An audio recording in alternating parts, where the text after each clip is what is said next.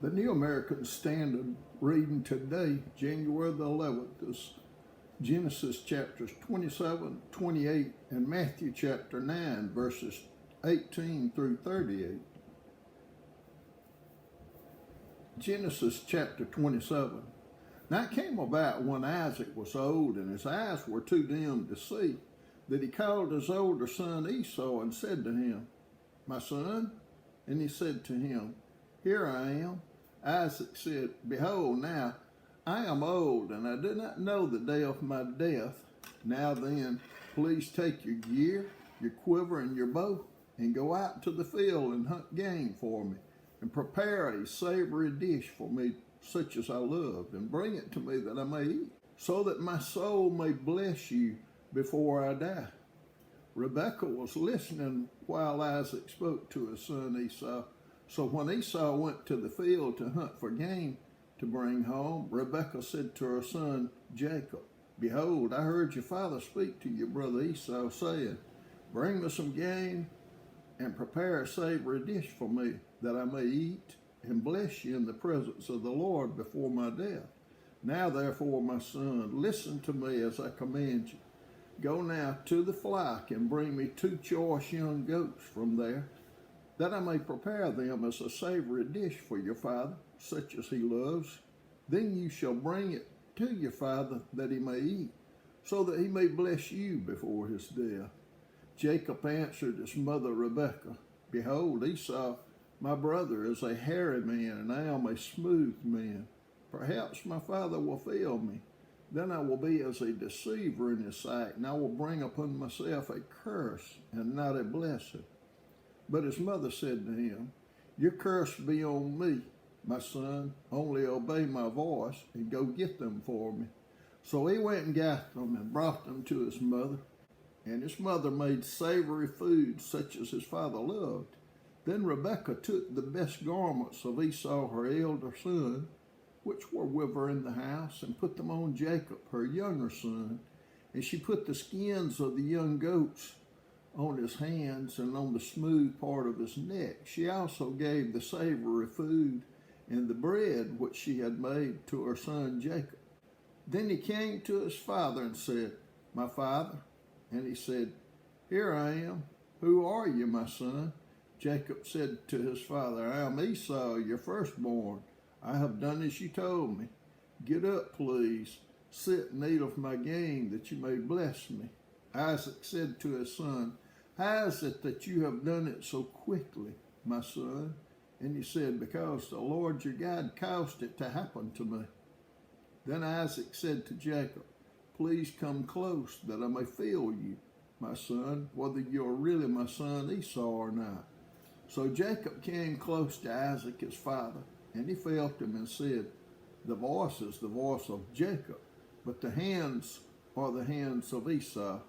He did not recognize him, because his hands were hairy like his brother Esau's hands. So he blessed him, and he said, "Are you really my son Esau?" And he said, "I am." So he said, "Bring it to me, and I will eat of my son's game, that I may bless you." And he brought it to him, and he ate. He also brought him wine, and he drank. Then his father Isaac said to him, "Please come close and kiss me, my son." So he came close and kissed him.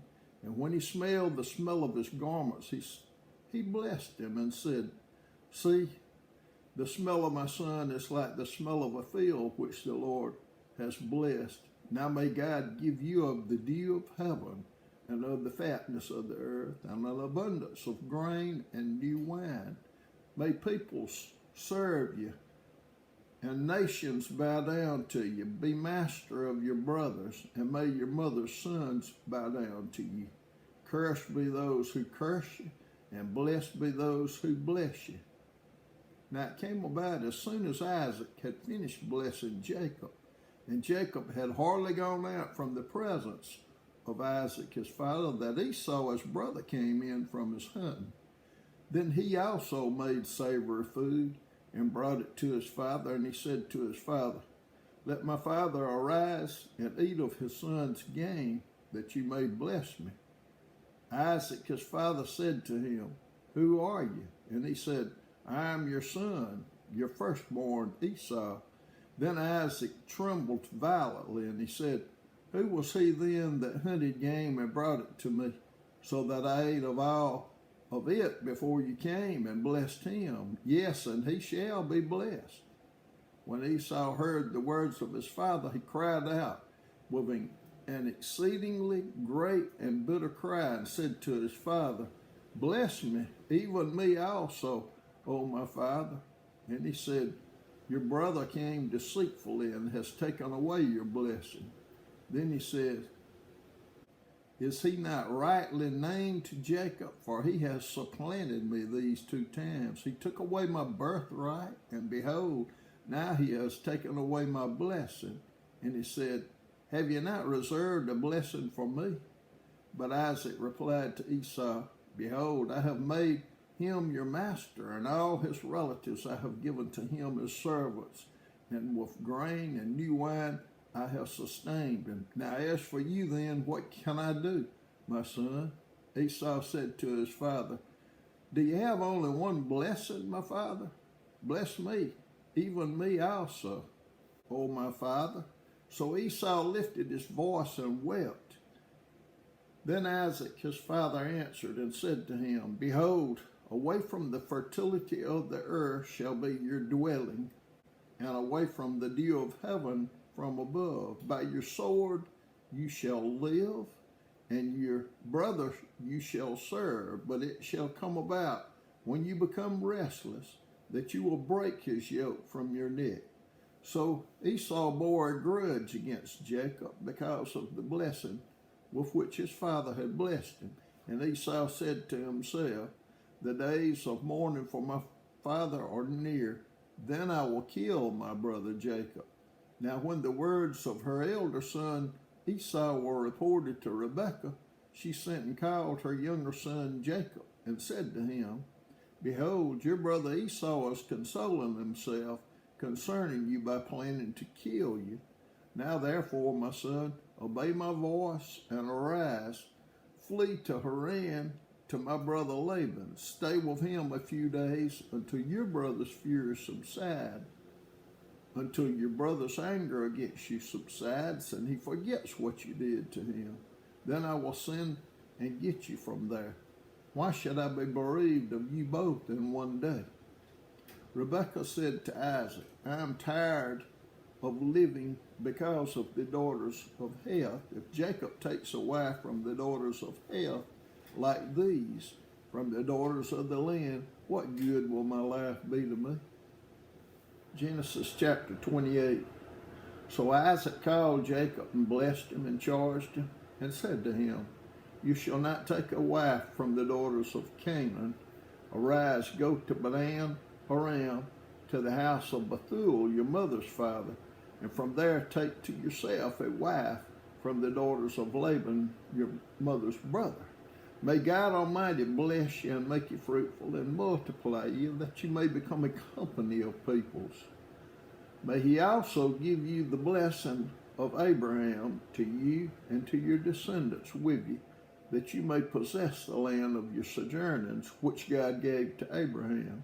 Then Isaac sent Jacob away, and he went to Padan Aram to Laban, son of Bethuel the Aramean, the brother of Rebekah, the mother of Jacob and Esau. Now Esau saw that Isaac had blessed Jacob and sent him away to Padan Aram to take himself a wife from there, and that when he blessed him, he charged him, saying, You shall not take a wife from the daughters of Canaan. And that Jacob had obeyed his father and his mother, and had gone to Padan Aram. So Esau saw that the daughters of Canaan displeased his father Isaac. And Esau went to Ishmael and married, besides the wives that he had, Mahalath, the daughter of Ishmael, Abraham's son, the sister of Nebaioth. Then Jacob departed from Beersheba and went toward Haran. He came to a certain place and spent the night there, because the sun had set. And he took one of the stones of the place and put it under his head, and lay down in that place. He had a dream, And behold, a ladder was set on the earth with its top reaching to heaven. And behold, the angels of God were ascending and descending on it. And behold, the Lord stood above it and said, I am the Lord, the God of your father Abraham and the God of Isaac. The land on which you lie, I will give it to you and to your descendants. Your descendants will also be like the dust of the earth, and you will spread out to the west and to the east and to the north and to the south. And in you and in your descendants shall all the families of the earth be blessed. Behold, I am with you and will keep you wherever you go, and will bring you back to this land. For I will not leave you until I have done what I have promised you. Then Jacob awoke from his sleep and said, Surely the Lord is in this place, and I did not know it. He was afraid and said, How awesome is this place! This is none other than the house of God, and this is the gate of heaven. So Jacob rose early in the morning and took the stone that he had put under his head and set it up as a pillar and poured oil on its top. He called the name of that place Bethel. However, previously the name of the city had been Luz. Then Jacob made a vow, saying, If God will be with me and will keep me on this journey that I take, and will give me food to eat and garments to wear, and I return to my father's house in safety, then the Lord will be my God. This stone which I have set up as a pillar will be God's house, and of all that you give me, I will surely give a tenth to you. Matthew chapter 9, verses 18 through 38. While he was saying these things to them, a synagogue official came and bowed down before him and said, My daughter has just died, but come and lay your hand on her and she will live. Jesus got up and began to follow him, and so did his disciples. And a woman who had been suffering from a hemorrhage for 12 years came up behind him and touched the fringe of his cloak, for she was saying to herself, If I only touch his garment, I will get well. But Jesus, turning and seeing her, said, Daughter, take courage. Your faith has made you well. At once the woman was made well. When Jesus came into the official's house and saw the flute players and the crowd in noisy disorder, he said, Leave, for the girl has not died, but is asleep. And they began laughing at him. But when the crowd had been sent out, he entered and took her by the hand, and the girl got up. This news spread throughout all that land. As Jesus went on from there, 2 blind men followed him, crying out, Have mercy on us, Son of David. When he entered the house, the blind men came up to him, and Jesus said to them, Do you believe that I am able to do this? They said to him, Yes, Lord. Then he touched their eyes, saying, It shall be done to you according to your faith. And their eyes were opened. And Jesus sternly warned them, See that no one knows about this. But they went out and spread the news about him throughout all that land. As they were going out, a mute, demon-possessed man was brought to him. After the demon was cast out, the mute man spoke, and the crowds were amazed and were saying, Nothing like this has ever been seen in Israel. But the Pharisees were saying, He cast out the demons by the ruler of the demons. Jesus was going through all the cities and villages, teaching in the synagogues and proclaiming the gospel of the kingdom, and healing every kind of disease and every kind of sickness. Seeing the people, he felt compassion for them, because they were distressed and dispirited like sheep without a shepherd. Then he said to his disciples, The harvest is plentiful, but the workers are few. Therefore, beseech the Lord of the harvest to send out workers into his harvest.